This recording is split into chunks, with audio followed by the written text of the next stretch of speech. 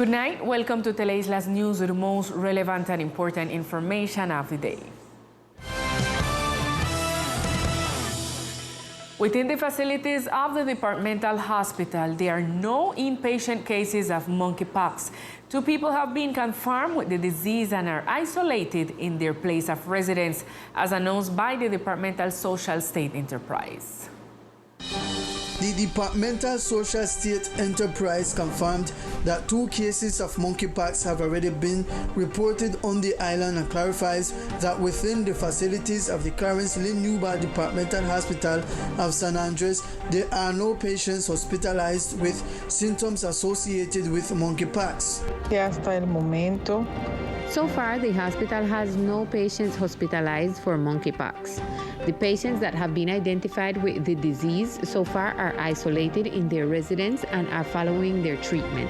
Therefore, it is emphasized that health authorities maintain the respective monitoring of people who present symptoms related to monkeypox. Likewise, they recommend the community to maintain the respective protective measures, and in case of feeling any of the symptoms related to monkeypox, the person affected should go to the medical center or contact their respective health insurance company.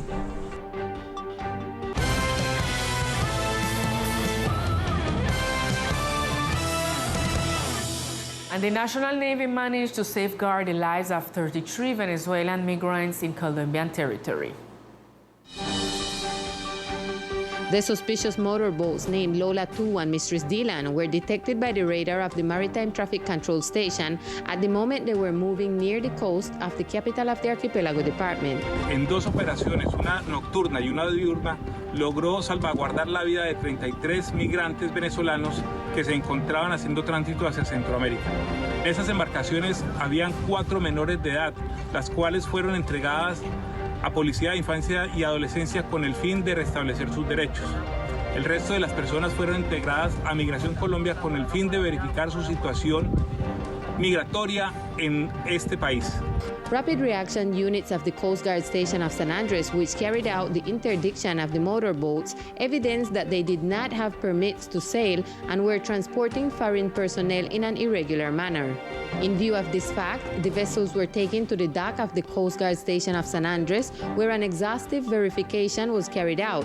There, a GPS, a cell phone, and $4,900 in cash were found on board of the motorboat Lola 2.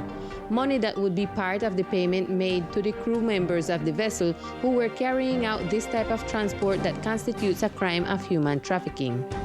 The boat Lola 2, the money, and the seized material was placed at the disposal of officials of the Technical Investigation Corps CTI of the Attorney General's office, together with the captain of the motorboat. Meanwhile, Mistress Dylan and her captain were placed at the disposal of the Judicial Police, Sihin. The Board of Directors of the Office of Control of Circulation and Residence elected the new director of the OCRE, who will start today to lead the said entity. Attorney Pilar Bryan was elected by the Board of Directors of the Office of Control of Circulation and Residence, OCRE, as the new director of the entity, who arrives with challenges and goals to try to improve the function of the office. I want to give the community greetings and to tell them say I'm going to work hard to try bring back again the credibility to the island, to all the community, and try to take out all the process that we have there that they might be having more than 15 years, some of them that they don't define. So we want to tell you also to be adhere with us, to know say I going to be and complying this work with all the members of the directive board. It should be noted that Bryan was elected for a period of 1 year to lead the entity. The hearing of Governor Everett Hawkins was suspended, which had been imposed by a delegate prosecutor before the Supreme Court of Justice, where he requested a hearing from the presentation of charges and a measure of house arrest against the governor of the department. The indictment hearing that the prosecutor's office requested against Departmental Governor Everett Hawkins Shogreen as allegedly responsible for the crimes of contract without compliance with legal requirements and embezzlement by appropriation in favor of third parties was suspended due to the fact that the departmental governor's attorney, Cancino, had his power of attorney revoked. The hearing was scheduled for September 27. We remind the community that the hearing is being held due to the proof material collected by the prosecutor's office, where it was evidence that between April 2 and May 29th of 2020, Hawkins Shogreen signed 16 service provision contracts for a value of 240,551,122 pesos with beneficiaries who were natural persons that would be in charge of supporting the management of the Secretariat of Tourism. This should be completed in a period of 7 months. The purpose of the contracts would be to carry out tourist inspection activities, update the island's information to be disseminated to visitors, as well as nursing assistance, among many others. According to the investigation, these contracts could not be signed because by then, a national decree prevented recreational activities in places such as beaches and tourist sites to avoid the spread of COVID-19. Teleislas News will be attentive to the information that will be provided on September 27th during the hearing. In other news, the second meeting of the Great Seaflower was held in Costa Rica, exactly in Cahuita for 3 days, where an agenda that included talks on the roots of the Creole people, tours of protected areas, exchanges with local fishermen, an artistic exhibition was developed.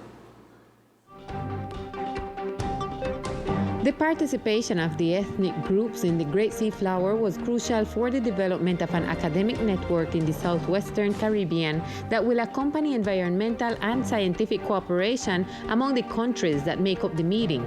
In this regard, Grayburn Livingston, as an attendee, shared his thoughts on the event. The Grand Seaflower es una iniciativa. The Great Seaflower is an initiative that seeks to establish the entire maritime zone as a large reserve regardless of the jurisdiction of the countries, where arbitration rules can be established, a joint administration and coordination between peoples, governments or states, and academia to represent or preserve these places that are of vital importance not only for ethnic groups but also for all of humanity.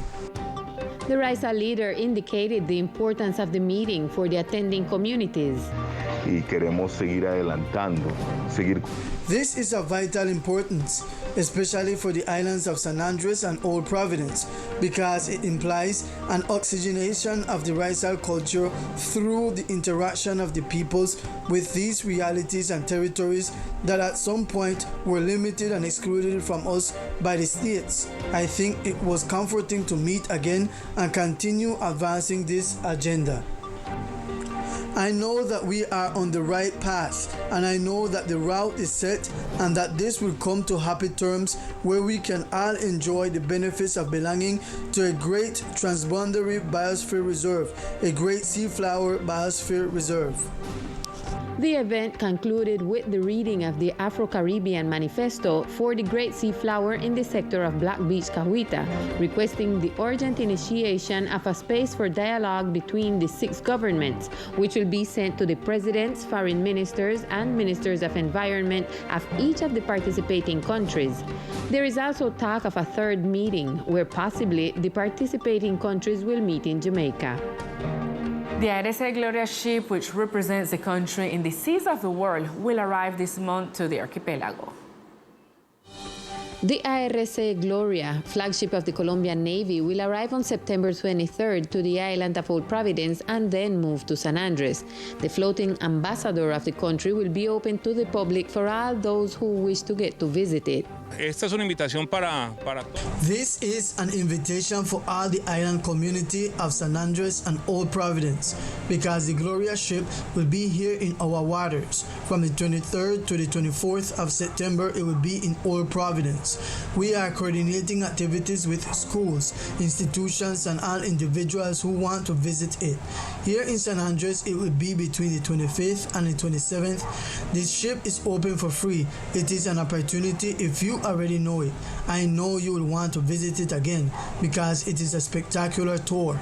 The Irsa Gloria ship will be at the dock of the Port Society of the department once it arrives to the island of San Andres. The Colombian Navy invites all Colombians and foreign tourists to visit the Naval Institution school ship, synonym of homeland and prestige before the world, at the same time that they get to know the seafaring customs and traditions. And this Wednesday, September 14, the Hybrid Seminar on Popular Festivals and Public Space in the Caribbean will take place. It's an event led by the Cultural Center of the Banco de la República and the Government Secretariat. The Government Secretariat through the Noise Committee extended the invitation to lovers of Picot-type sound equipment to participate in an event that will have special guests including DJs and owners of Picots from Cartagena and Barranquilla. This activity we name Pick-up and Road Party. They invite people who play the pick-up them, we invite the authority them in the island, we invite the people them who assist and enjoy this kind of music. So we got one encounter where we want to talk about how we use the public space. This is very important because I believe when time we meet, we talk and exchange experiences, we can learn off of each other and maybe we can avoid certain type of conflicts that we study say in our island. So all I know are welcome to participate. This will be Wednesday 14th of September in the auditorium of the Banco de la República from 4 p.m. till 6.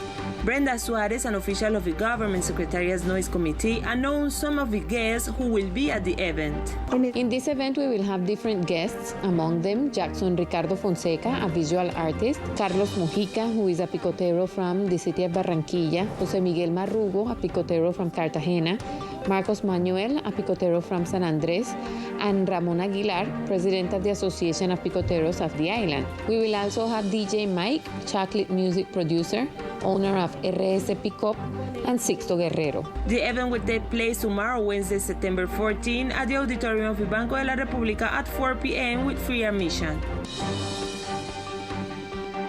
And now it's time for sport news with Victor Fusalba.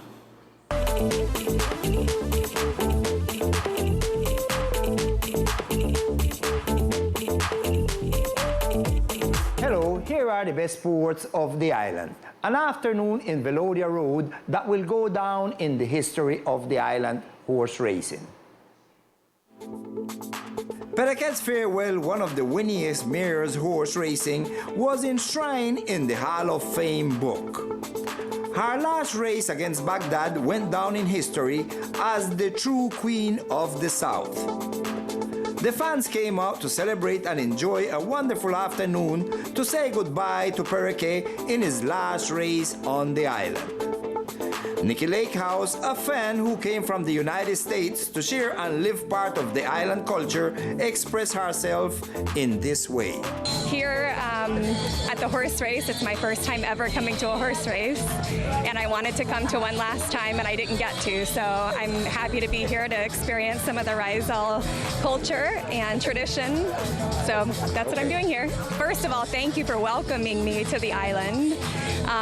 Second, Providencia, I haven't gotten to visit yet, but recently I did an Instagram live little concert with Kelsey Bone. So I'm excited to hopefully be able to experience Providencia and help maybe get some exposure from the U.S. to get more tourism here on the island, and just thank you for welcoming me. And while they were saying goodbye to Paraquet at the horse race in Velodia Road in Providence in Southwest Bay, people were enjoying horse race also. And in another scenario, this is how the participation of the women's softball team is going. 8 delegations participating in the women's softball qualifying tournament in the senior category, seeking to advance to the next national games in the coffee-growing region of Colombia. The Islanders participate after a long season of absence in the women's national tournaments. Despite having lost their first games against Bolivar, Bogota, and Sucre, the Islanders won today against Meta 7-1. Delegations from Bolivar, Bogota, Sucre, Valle, Meta, Córdoba, San Andres Island, and Magdalena are participating in this tournament. A new beginning for the women's softball that lives a new experience through which they began their new cycle, seeking to position themselves in the national level. And this will be all in sports for tonight. We will see you on another broadcast. We continue with Lisa. Thank you, Victor. With Sport News, you reach to the end of this broadcast. See you tomorrow at 1 p.m. with more of Teleislas News. Good night.